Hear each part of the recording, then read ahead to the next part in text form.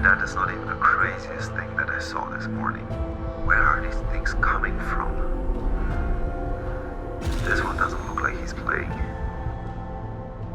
From brown bears charging at vans to a Floridian hand-wrangling an anaconda, if these terrifying creature encounters hadn't been filmed, no one would believe them. Up first is a toy boat. Imagine going out for a nice paddle only to be toyed with by the greatest apex predator in the ocean. People used to be afraid of the ocean. They used to make big strong boats to sail along the coast. Now people take flimsy foam boards and light carbon fiber paddles out into the sea. And this is what you get: being followed, watched, and pushed around by a massively intelligent and dangerous orca. To be fair, no human orca fatalities have ever been recorded in the wild. Not to say that they've never happened, but no one has ever heard of it happening. Captivity is a different story, of course, but those whales are stuck into tiny pens and essentially driven insane by boredom and movement restrictions. Orcas in the wild will travel hundreds of kilometers a day in search of prey, or sometimes just for fun. They also have a complex mode of communication with significant degrees of difference between different populations, which scientists have categorized as both including languages and dialects, with some pods speaking differently but being able to understand one another, and other pods having no interactions at all. This whale likely went off to its pod to eagerly talk about this strange human it saw standing on the ocean. Next are ceiling snakes. I think a massive 20-foot python living in my ceiling has just become the worst nightmare fuel of my life. These tenants had been hearing slithering, scraping sounds above them for a little while, but didn't truly understand the significance of what they heard. They figured maybe a snake had gotten stuck or was hiding. Not a huge deal, just call in the professionals to wrangle it out and all will be well. But the professionals are obviously not prepared for this behemoth either, or at least I hope they weren't. Otherwise, that means their plan really was to just tug this massive snake by its tail until the whole ceiling collapsed. I'm going to give them the benefit of the doubt and say that they didn't know how massive this snake was, and they didn't intend on destroying these people's entire ceiling. With that in mind, this is just an insane video, and a story no one would believe if they hadn't caught it on camera. Could you imagine telling your friend, "Yeah, a 20-foot python fell through my ceiling yesterday. How are you doing?" Would they believe you? Next is a van charge. Brown bears are some of the most intimidating and dangerous land animals on the planet. Sure, polar bears are bigger and way more predatory and likely to actively hunt you, but it's a simple fact of numbers. Far fewer people live near polar bears than brown bears. This footage is an incredible example for why brown bears can be so dangerous. This is a mother bear, her cubs are nearby the road, and a mother brown bear is easily in the top 3 most dangerous animals on the planet. If you're on foot with bear bells and bear spray close at hand that's used early and at a distance, the mother bear is almost certainly going to just avoid you. They aren't actively searching for trouble. They're just willing to put any trouble down with extreme prejudice, including, it seems, a moving van. It's terrifying to watch this footage, see this bear slam into the van with enough force to break the glass and dent the metal, and know just what that monster could do to a person. Brown bears are beautiful creatures, but they are also deserving of some serious respect. Next is shark yellow.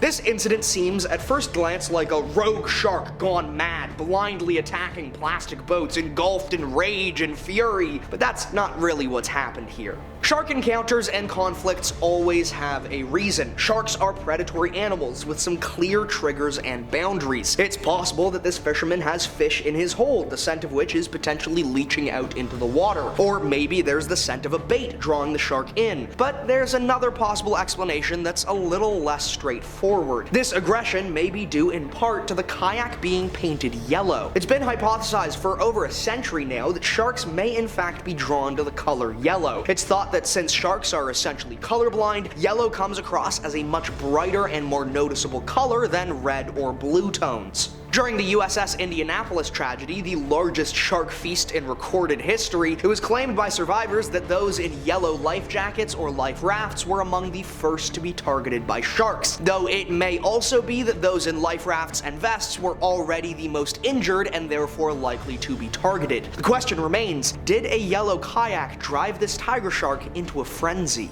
Next is a big yoink. If you told me you had grabbed a 15-foot anaconda by the neck, I would say I needed video proof. If you then showed me this footage, I would call you outright insane. However, it's pretty clear that this person, despite being crazy enough to grab an anaconda by the throat, is also very experienced and knowledgeable. They clearly know what they're doing. Most importantly, perhaps, is that he strikes from underneath. Snakes have evolved to slither along the ground, and so they haven't had much use for eyes that can see beneath them. This means that when they're raised, there's a blind spot that can be taken advantage of. That being said, do not think just because you've watched a couple of videos online that you could do this without getting severely hurt. Just because anacondas aren't venomous does not mean they don't have hundreds of razor-sharp teeth and that they cannot seriously and royally mess you up. Leave the anaconda yoinking to the crazy Floridians and Australians who grew up doing such nuts activities. Next is a sedan versus supercars. This footage shows a hilariously mismatched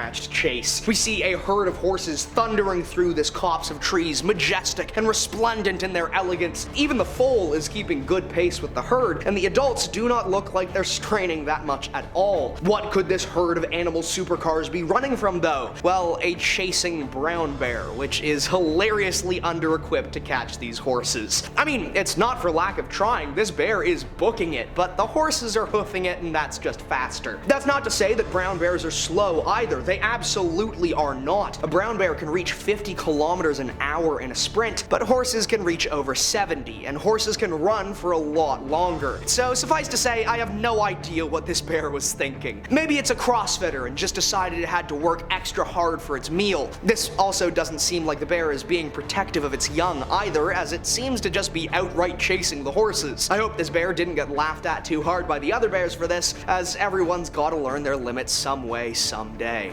Last is the bluff charge. Being charged by an elephant is enough to break the nerve of even the most self-assured wilderness adventurers. But here's the thing. Elephants, unless provoked, don't really want to mess with you. However, like a lot of animals, if they see weakness, they will strike to eliminate a perceived threat, which is why this guide's actions are so exceptional. He remains calm and does not give a single inch of ground to the charge. Even more importantly, he actually steps into it. Not enough to threaten the elephant, but enough to say, "I'm not scared of you." When the elephant bluff charges a second time, he waves his arms and a stick to seem larger and more threatening, and takes another few steps forwards. But most importantly of all, once the show of dominance between the guide and the elephant is done, the guide immediately begins instructing the clients to move away. The confrontation is done. No need to keep antagonizing the elephant by sticking around in its territory. This is an absolutely incredible encounter, and was likely also made easier by there being a group.